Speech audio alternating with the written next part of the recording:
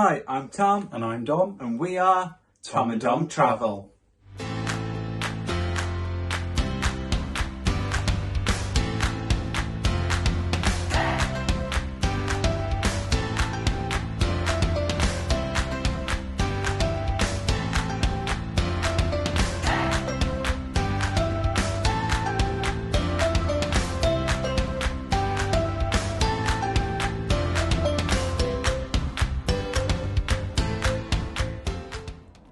We recently took a cruise on Sky Princess for 14 nights and we sailed out of Southampton.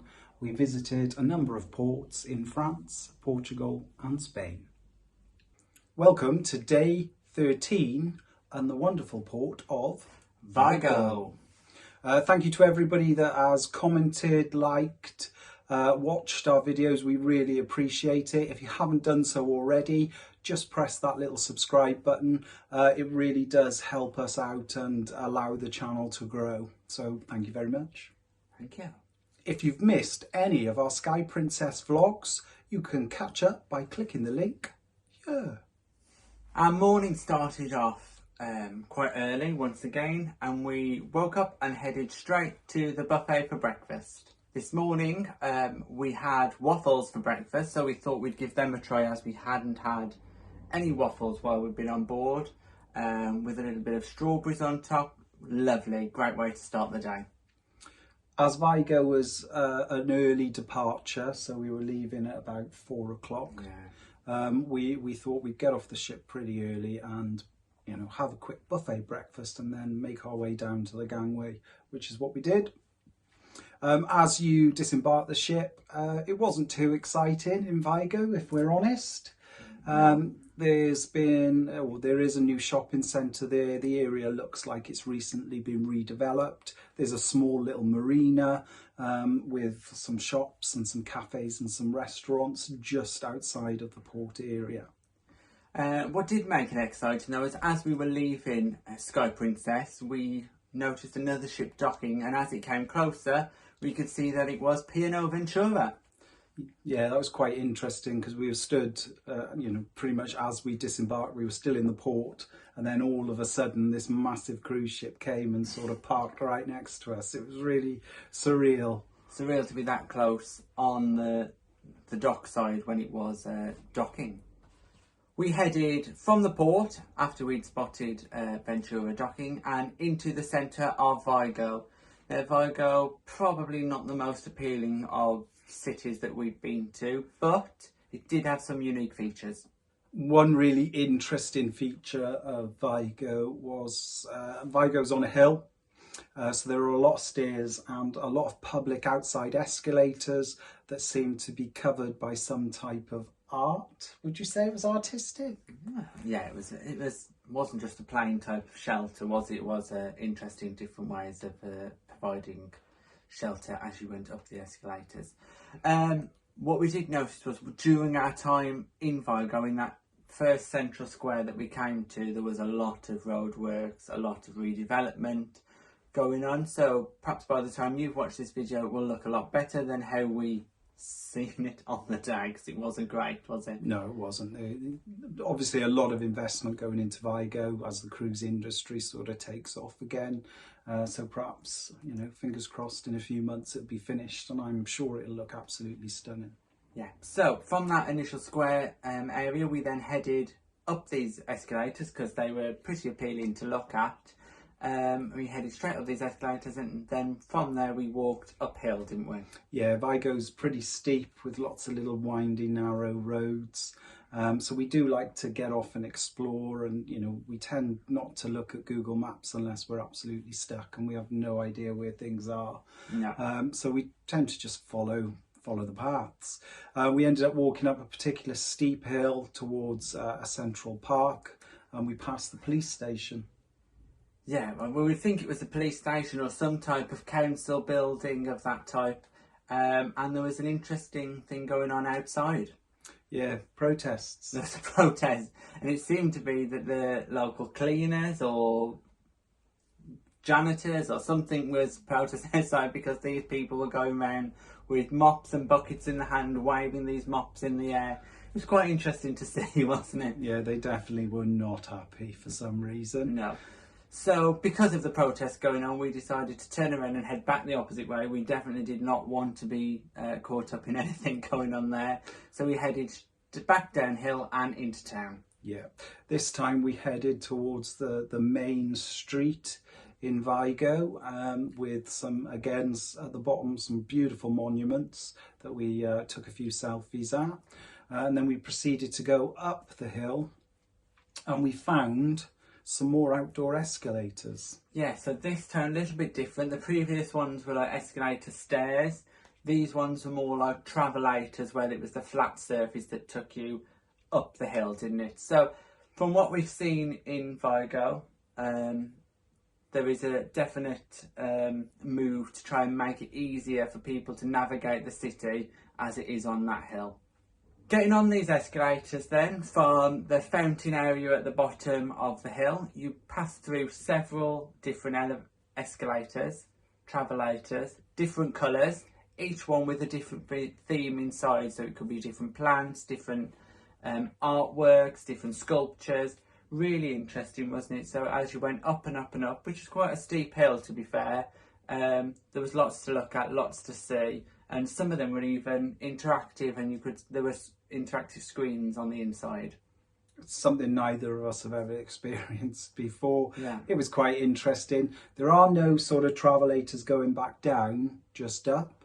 Just up, yeah. So to describe them a little bit more, it's probably what you've seen in an airport when you're going through the airport, walking along, but these are taking you straight up. Uphill. Yeah.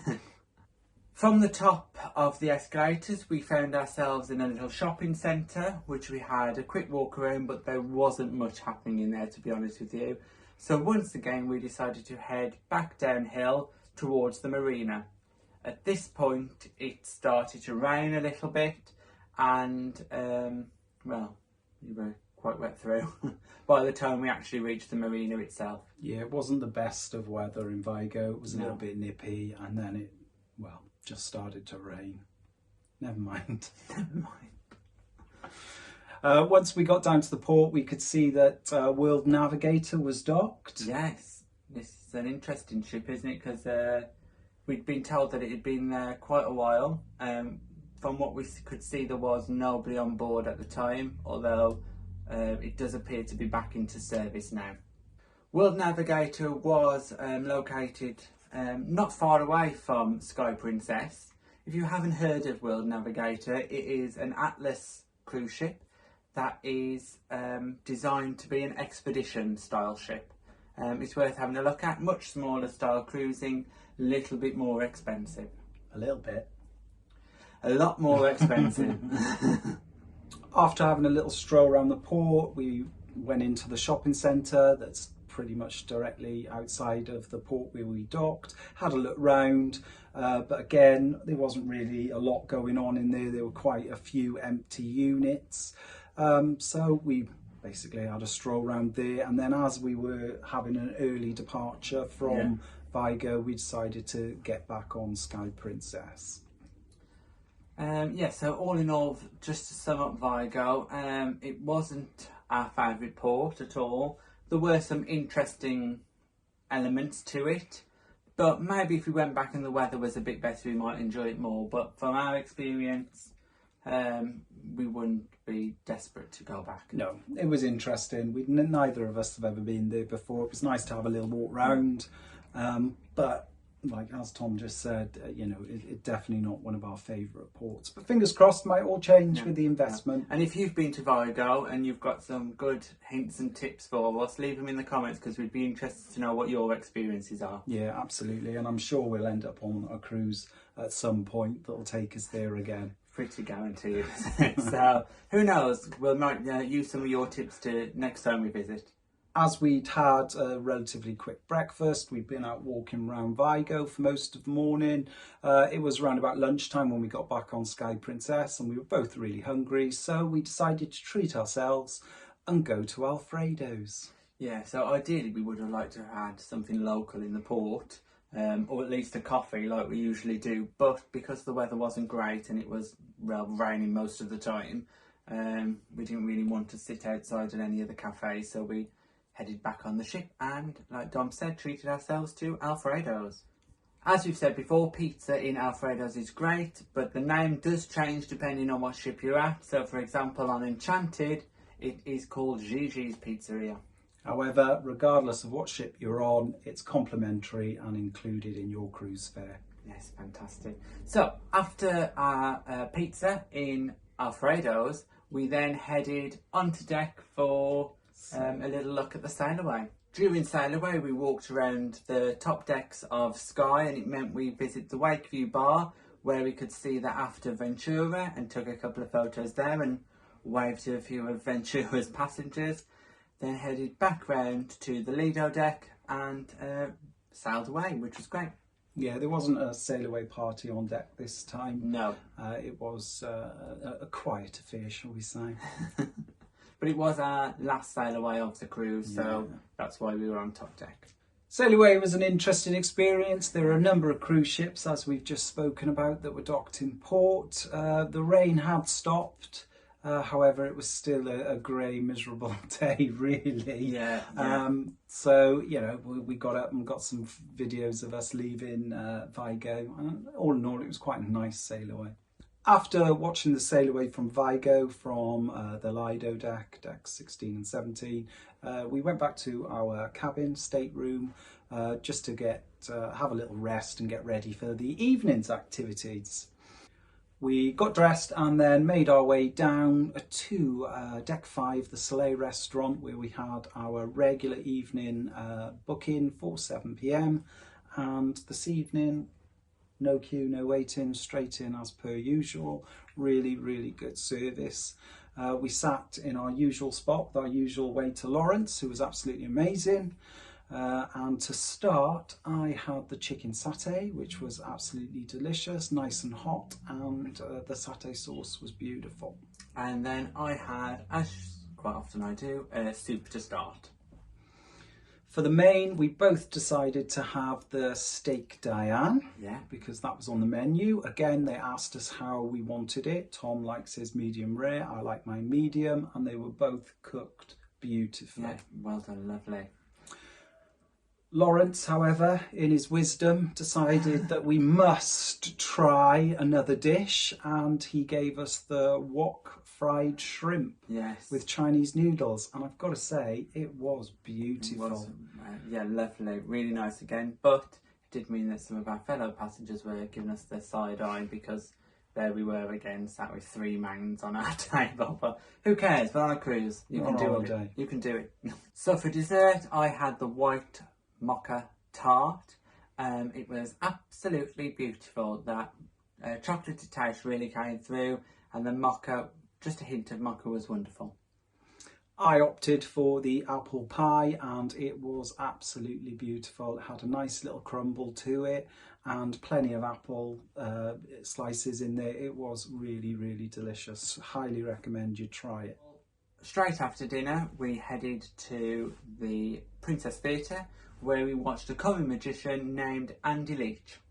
He was very funny, kept us entertained, did a number of tricks with a lot of jokes, got the audience laughing. Would strongly recommend that you go and see him, because it was a good show. After the show in Princess Theatre, we pretty much ran to Princess Live, because there was an event on that we've been looking forward to for a couple of days since they announced the event. Yes, so Sophie, who is the assistant cruise director, was doing her own solo show in Princess Live. Sophie sang loads and loads and loads of different songs from various genres. Really talented individual. She could have had her own show in the Princess Theatre, really. Yeah, and she also told us a little bit about what she'd done while cruising was shut down, and that she'd worked performing in various care homes, residential homes, entertaining the elderly. So well done, Sophie. Yeah. After Sophie had finished her fantastic set, which we really enjoyed and we'd love to see that again, we stayed in Princess Live because it was time for Karaoke. Once again, karaoke that we did not participate in, but we stayed there drinking and enjoying other people trying to sing. Yeah. Trying to sing. No, they were, yeah, you had some regulars, as you do in most karaoke events, and they were, to be fair, they were pretty good. Yeah, you get the ones who one song is just Not enough.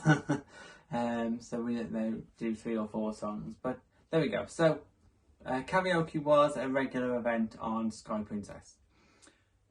After Princess Live, we made our way to the International Cafe, and we had some ham and cheese croissants, a few sandwiches and some decaf coffee. We sat in the main piazza and just enjoyed those. Yep, so just a reminder, the International Cafe is open 24 hours a day.